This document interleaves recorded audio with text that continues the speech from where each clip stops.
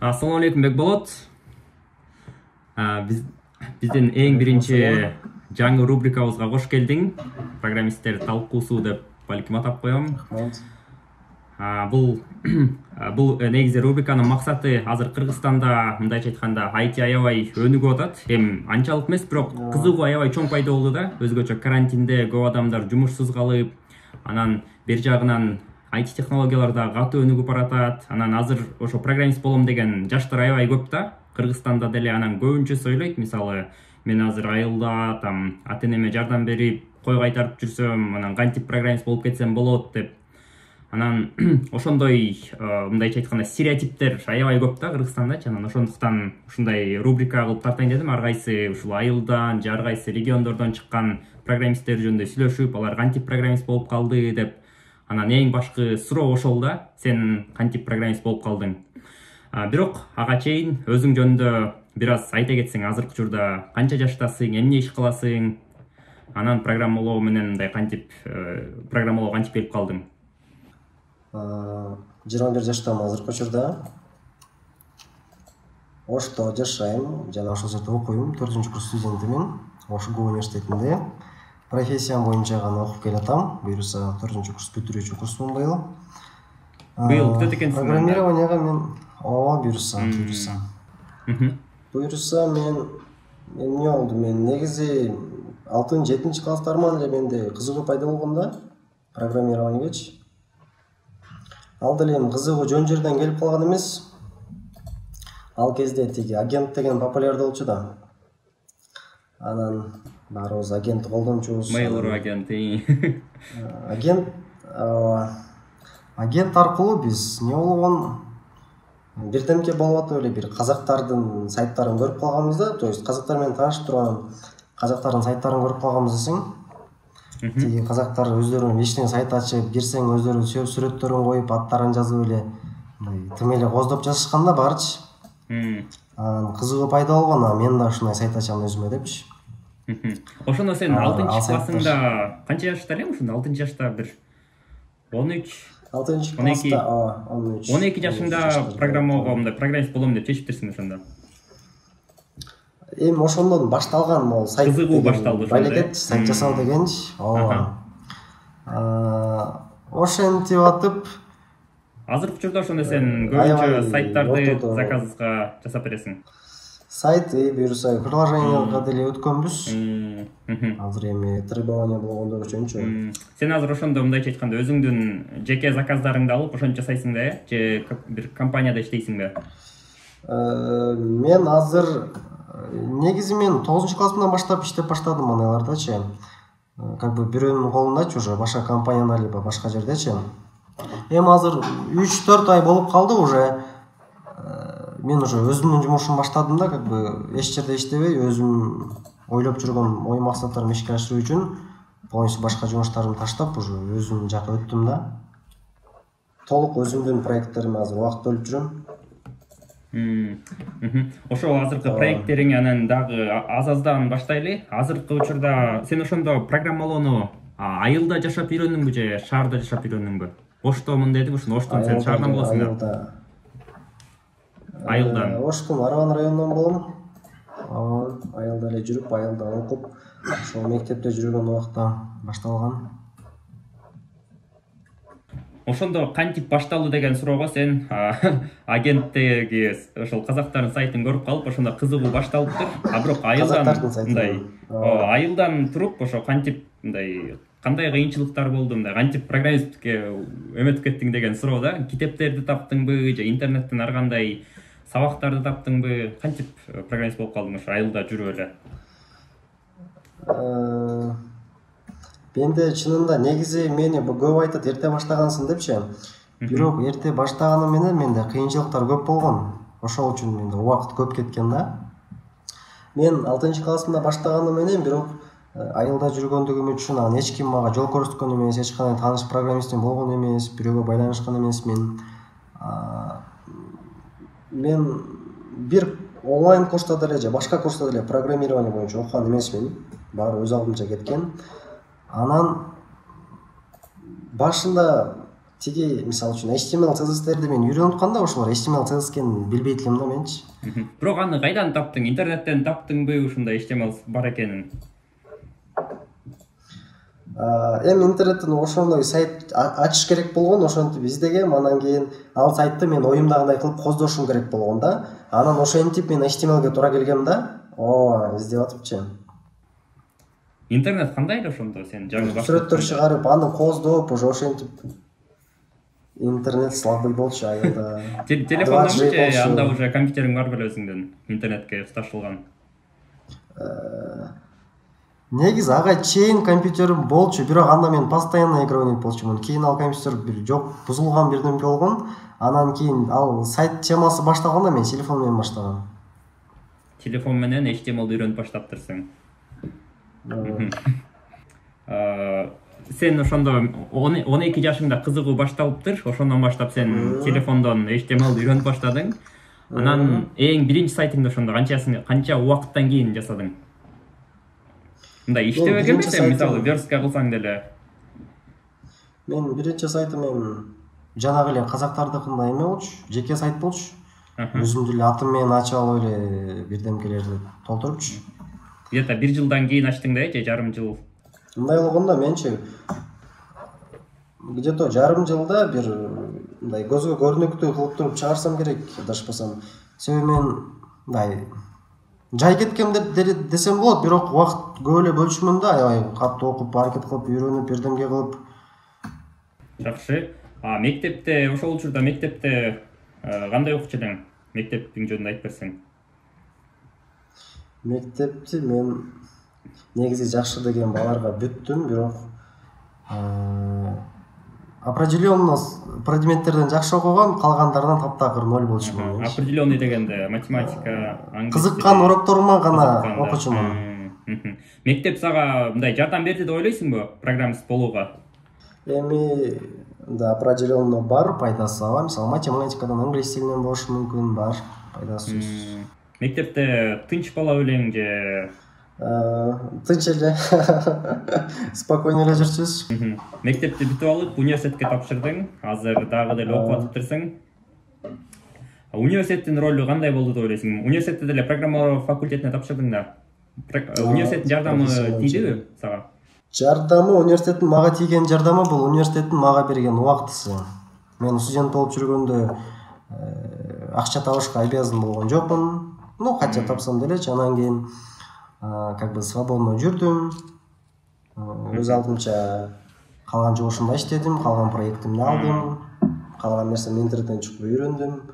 Бирок мындай карап көрсө сага университет көбүрөөк пайда бердиби же берки ошол айткан Google, YouTube'дан көбүрөөк нерсе үйрөндүңбү именно программалоого тиешелүү? Конечно, интернет, Google. Интернет, Google. Жакшы. Дагы бир суроо, бул кесипти өздөштүрүүдө ата энеңдин ролу кандай болду? Катуу кармашчу беле же мындай урушчу беле? Мисалы, мен урушчу да, компьютерде эле кечке отура бересиң, там эч пайда жок, анан сыртка барып андан көрө там уйду карап койбойсуңбу деген болду эле. Болгон.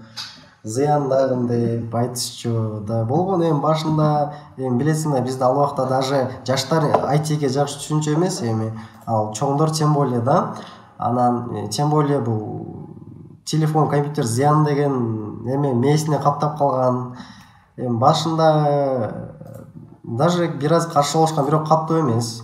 Анан кийин азыр түшүнүп калышкан. Азыр деле айтат, көп олтурбаган деп элечи.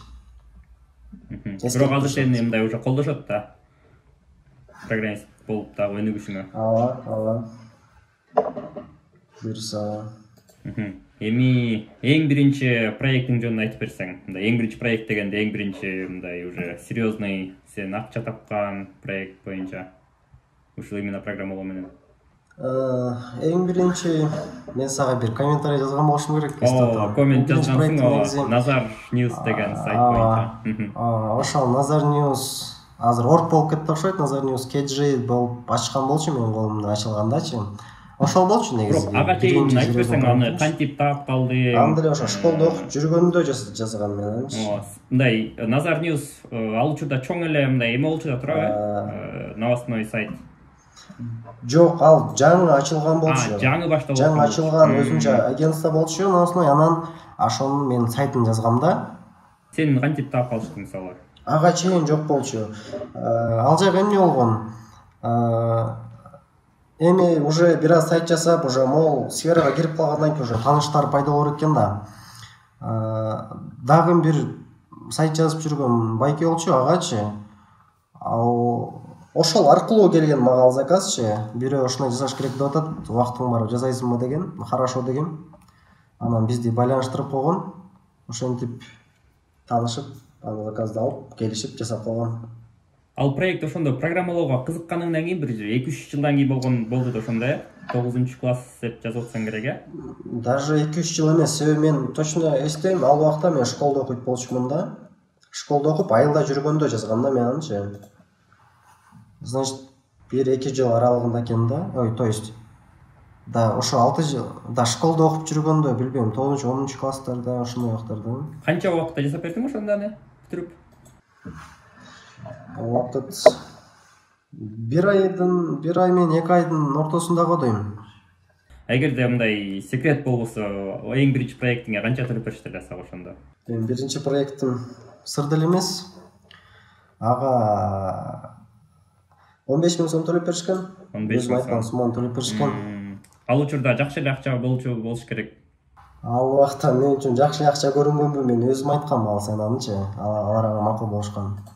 Азыр уже канча көптөгөн проекттер жасап калсаң керек уже, канча бир 150дөй ашык жасап салган болуш керек уже азыр. Эми өзүм жасагандарым саналуу болушу мүмкүн. Негизи основном билесиң да сен де жумушта компания менен бирге команда менен жасалгандар да көбүнчө проекттердечи. Ушул эме баалары боюнча сүйлөшүп калдык. Буга чейин жасагандардын эң кымбатын канчага жасадың эле? Эң көп тапканың, анан канча убакыт көрдүң эле ага? Эң жогорусу билбейм, $5000 чыкты окшойт. $5000 бир проектке. Канча убакыт курду ага? Эми ага убакыт деле жакшы эле коргон болуш керек. 3 ай. 3 айбы? 3 ай. Жакшы экен анда. Мындай ушул заказчиктер менен иштеп аткан учурда сени мындай кидайт эткен учурлар болду эле? Мурун болгон, да. Көп болгон. Көп деле эмес. Может 2-3 жолу болгон. Бирок алар үчүн мен мындай каттуу эме болуп, таасирленип, эстеп калган эмесмин. Мындай эле болгон, анан сен жакшы эле кабыл алгансың, э? Сен негизи заказчиктерди ошо көбүнчө тааныштарың аркылуу таап турбайсыңбы, же ар кандай фриланс сайттарга да катталып? Жок, фриланс сайттарга такыр андай ал жакта. Да, аккаунт ачып койгом, но кирип активно карап бирдемке кылбайм. Просто азыр баштоочу программисттер көбүнчө суроолор бар да, мындай кайдан табыш керек, кантип табыш керек деген. Ошондо сен жолуң бул мындайча айтканда тааныштар менен көбүрөөк сүйлөшүп, көбүрөөк. Мен негизи лично менде негизи мондай да, өзүм издеп же бирдемге кылып андай учурларды болгон деле эмес, анан сен өзүлөр таап келип өзүлөр чыгып калат, анан сунуштап калышат кээ бирөөлөр, анан ошентип макул деп кошулганда кошулуп кетем. Ошол көбүнчө өзүмдүн проекттерим менен деле алек болгон. Бир клиентке аябай жакшы жасап бересиң, ал аябай рахмат деп аябай ыраазы болуп калат, анан башкаларга сунуштайт. Может ошондой деле болот. Макул. Эгерде сен мындай программист болбой калсаң, ким болот элең? Мен кичинемде 3 нерсени кыялданчумун. Программист болгонду, летчик болгонду, космонавт болгонду кыялданчумун. Программист болгон сен ошондо вообще канча жашыңдан баштап программист болом деп баштадың эле? Ошол агенттен кийинби, ага чейин эле мындай ар кайсы техникага? Мен негизи ага чейин да техникага жакын болчумун. Мен IT, электроникага жакын болчумун, но бирдемкелерди оңдоп, бузуп, өзүмчө бирдемкелер жасап, моторлор коюп, өзүмчө машиналарса бирдемкелер кылып жүрө берчүмүн. Болсо керек. Оңдоп, бузуп болгон андай иштер көп. Бузмайынча мындай оңдогонду да үйрөнүү кыйын деп ойлойм да. Бир нерсени башында эметип. Көп нерсени буздук. бирок кичинекей эле жагыңа баштап уже программист болом деп чечим кабыл алган экенсиң анда эми ушундай каалоо бар болчу экен да. Негизи да, программист десем деле туура эмес болуп калат экен, себеби ага чейин мен ошо жөн электроникага кызыкчумун. Мондай бирдемкелер жасап чыгарган адам болом дечүмүн да. Сага көп адамдар кайрылчу эле мындай программалоодо ты же программист деген нерсе бар го, сөз бар го. Типа программистсиң го, муну оңдоп бере аласыңбы, тигини оңдоп бере аласыңбы деген көп кайрылышабы? Көп кайрылышат. Жардам бересиң баарына? Колдон келишинче. Колдон келишинче. Кээ бирөөлөр бар, программист десе эле уже баарын билген киши элестетип, бүт барлык темадан сурай бергендерчи. Файлды оңдоп бере аласыңбы деп дегендер да. Жакшы, мен билишимче сен газеталарга да чыгып жүргөнсүң мурун? Же адашып атамбы? Да, канча мектеп учурунда чыксаң керек, Просто мен көргөм да, бирок. Да, мектеп учурунда. Мектеп учурунда. Кандай, эмне үчүн сени чыгарышты эле? Бирөөсүндө 15 жаштагы кыргыздын Цукерберги деген тема менен чыгарышкан. Цукерберг боюнча. Анда уже темасы айтып тургандай эле, анда мен эме кылган болчумун. Соцтармак. Да, соцсеть ачкан болчумун кыргыз тилиндечи. Мындай эле жөнөкөй элечи өзүм.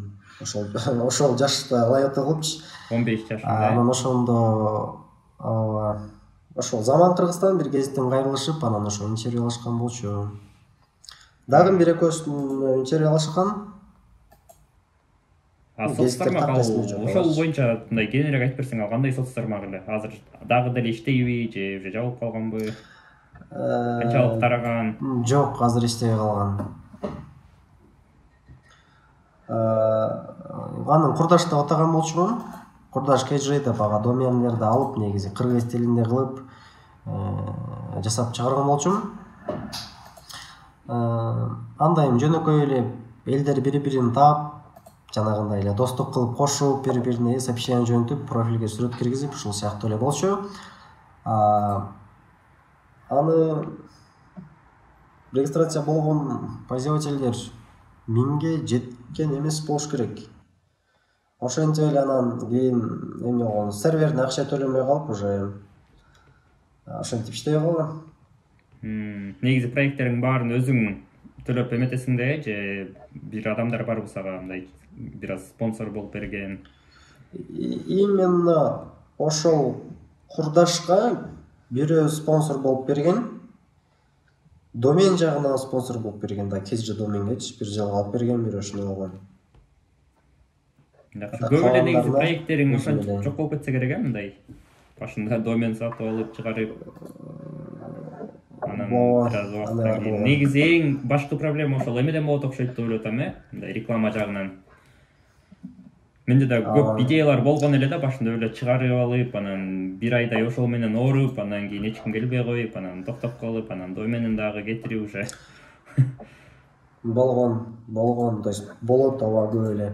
Эми айтат го, бирөө жасаш керек, бирөө аны сатыш керек дейт го. Мен жасашым керек, саткан адам жок да менде, ошол сыяктуу да. Саткан адам дейт атасың азыр. Буйруса болот атат. Өзүң сатканды үйрөнүп атасың же. Үйрөнүп атабыз бир саат, издеп деле атабыз, буйруса болот атат. Жакшы. Дагы бир нерсе бар го, мындай программисттер типа интроверт болушат. Сен буга кандай карайсың? Эмнеге? Программисттер интроверт болушат деген стереотип бар го. Мындай эч ким менен сүйлөшпөйт, анан тынч барып компьютерде отура берип, бир нерсе жасай берет. Мен билген программисттер эки түрлүүсүнөн бар. Нейтраль эле карайм ачы. Өзүң интроверттерге окшосуңбу же экстраверттерге? Мен экөөсүнүн ортосунда элемин го дейм. Ортодо. Спокойно эле жүрөм, керектүү жерде керектүүсүн кылам. Негизи программист болууга ошондой, мындайча айтканда, усидчивость дагы маанилүү деп ойлойм да, ошо. Бар кээ бир учурларда отуруп, иштерин бүтүрүп коюшу керек деп. Анан жок, мен негизи компьютерде унчукпай отурбайм мен. Жанымдагыларды деле тынчын алып турам, мен тамашалап күлүп кээдечи. өзүң мындай негизи болот го мындай бир чоң логиканы жазып атасың, башыңда бүт абстракцияң бар, мындай işler болот. жаман көрөсүң го бирөө эшикти ачып алса эле. Жакшы, анан андай işler болот, көп болот. Жанында бирөө сөөй калса эле азыр тура турчу деп эле. Анан мисалы сен программист болушуңа эң чоң эмне жардам берди деп ойлойсуң? Сенин мындай какой-то бир качестволоруң барбы ошол программист болууга жардам берген? Мен ошол жана эле айтып кеткендей, мен мурунтан жаңыча нерселер жаратууга кызыкчумун. Ал убакта эми мындай жасап чыгарчу. Андан кийин ошентип еще математика деле кызыкчумун, логический бирдемелерге кызыкчумун. Именно ушул математика программисттерге аябай керек дегенге кошуласың сен? Жок. Мен бул боюнча YouTube'га видео чыгарам. Негизи көп адам сурашат, сенин оюң кошулбайсың. Менин оюмча мурун ушул туура болчу, азыр болсо маанилүү эмес. Тармактарга жараша болот. Анан азыр көп нерселерди уже жасап коюшкан. Тармактарга жараша. Бирок сен айтып атасың, математика сен программист керектүү болжекан издейсиң, таап. Эми математикага кызыгуум дагы. Именно ошол эсептерге кызыгуум, анан кийин логический задачаларга кызыгуум деле пайдасын берген да, түрткү болгон. Жакшы, негизи мындай мыкты программист болуу үчүн кайсы сапаттар керек деп ойлойсуң сен? Анан мисалы азыр кээ бир айылдарда ошондой жаштар бар болсо, мына мен программист болом келечекте, ошолорго мындай кандай насаат берет элең мисалы? Өзүң сен уже жолду басып өттүң, сен азыр уже мындай начинающий программист дегендерден аябай эле алыссың, көп тажрыйба уже алып, мындай көптү көрүп калдың да. Анан мисалы сен кайра жаш болуп калсаң, сен эмне кылат элең уже? Эмнеден баштап? Мен ошол эле өзүмдүн башыман өткөндү айтам. Только практика, да? Практика? Да, теория деле керек, бирок определенно, но основном практикада мен башыман лично ошондой өткөн да. Жана айткандай, мен алдыма цель коюп алат элем, мен мондай сайт жасайм, мен мондай кылышым керек дейт элем. Ошону там интернеттин ар бир бурчунан там чукуп окуп, ошол нерсени жасайт элем да, аягындачы. Өзүмө керектүү нерсени окуп, издеп таап, жасап кете берчүмүн дальшечи. Мондай бирөөгө токтолуп окуп, мен мону до конца окуйм же мондай кылам деп туруп олтурчу эмесмин. Ошол эме мен да ошентип ойлоп калдым да. Башында деген бир нерсени мисалы программист болом дебей, то есть же болбосо мисалы Java'ны үйрөнөм дебей, мындай бир сайтты жасайм деп ойлоп туруп, анан ошого жараша үйрөнсөң мындай жакшыраак. Англис тилин кандай билчү элең мисалы? Англис тили жардам берди сага? Мектеп убагында англис тили эми мектептин уровенине болчу, эми жакшы окугандардын бири болчумун. Негизи мектепте эле, орто эле мектеп негизичи. Анан кийин мен биринчи курсуман баштап англис тили курстарына барып жүрдүм постоянно элечи. Ошентип англис тилим бир аз жакшырды, сөзсүз англис тилим жардам берди мага. Дагы деле жакшы көп нерсени өзгөртүш үчүнчү. Да, кандай нерселер бар программист болууга? Англис тил дедиң, практика керек, башында бир максат керек, момундай бир сайтты жасайм деп. Дагы ушулар жетиштүүбү же дагы кошумча бир нерсе кошуп белең?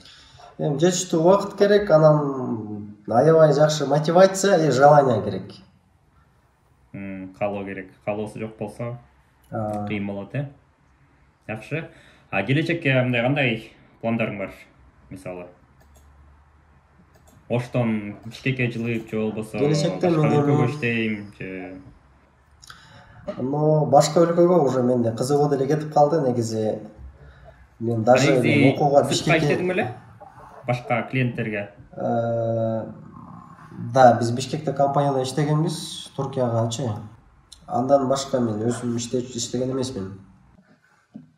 Чет жакка. Пландарың деле жок экен да? Нет, ошол мен негизи үй бүлөдө эң күчү баласымын да, анан мен даже Бишкекке окууга жиберишкен эмес, ата энем макул болбойчу, анан ошентип Ошто калып. Азыр чет өлкөгө кызыгуу болчу, буга чейин биринчи, экинчи курстачы, азыр кызыгуу деле кетип калды. Азыр мен негизги оюм ушул Кыргызстанда эле бир IT сферасын көтөрүп, ушундай бир IT программаларды түзүп Кыргызстанда эле иштетүү деген ой болуп калган азыр мендечи. Жанагы Bsoft деп дагы көп программаларды ачып аткансың. Ошолор менен кетейин деген пландарың бар азыр, Ооба, буюрса. Команда топтоп атасың? Же жалгыз иштеген жагабызга? Секин чогултуп атабыз буюрса. Чоң жумушка чоң команда керек дегендей. Бат кетем десең жалгыз кет, алыс кетем десең команда менен кет деген сыяктуу, Ооба. Жакшы. Негизи суроолорум деле бүттү ушул менен. Дагы айтчу нерсең болсо айтсаң болот, же болбосо суроолоруң болсо берсең болот сен дагы. Менде негизи суроо деле жок. Сага ыраазычылык, эми сен ушундай жаштарды колдоп жүрүткенсиң. Мен сенин көп постторуңду көрүп окуп калам. Рахмат. Эми азыр өзүң айткандай IT өнүгүп атат. Кыргызстанда эле буюрса жакшы кетип атат. Башка жактан чыга албасак да IT жактан чыгайлы экинибизчи. Ошол жаштарга ийгилик. Жаштарга 3-4 нерсе айтып кой да. Мол нерселерди кылсаңар, мыкты программист болосуңар деп. Ошол жогоруда айткандай жалкоолонбой, аябай катуу аракет кылыш керек. Себеби билесиңби, көпчүлүгү бирдемке окшошпой койсо эле бир аз аракет кылсам болбой койсо все, мен эме эмес экен дейт го. Мен темам эмес экен дейт го. Мен жарабайт экен уже буга деп эле кетип калат. Вот ошондой болбош керек. Баарын эле уже окуп, изилдеп, жазса баары эле болот да. Өзүң билгендей бул программирование деле, компьютерде эле баарын адам жасаган, уже адамдын колунан келет баары. Главное аракет кылыш керек, талакпайчы. Орус тилин сен жакшы эле билесиң да негизи, Көбүнчө маалыматтарды интернеттен орусча эле тапкансың да. Тил жагынан проблема болду белеби? Мурун мектепте окуп жүргөндө так эсимде жок, көбүнчө орус тилине карасам керек болчу. Но ал убакта орус тилим деле жакшы эмес болуш керек болчу. Кыргыз мектеп бүткөм ооба. Анан кийин ошо айтып атпаймынбы, биринчи курсунан англис тил курстарына бардым деп, анан ошондон ары уже мен азырга чейин постоянно уже англис тилинде окуйм. Издегенде эле англис тилинде. Англис тилинде маалымат көп, өзүң билгендей элечи. Ооба.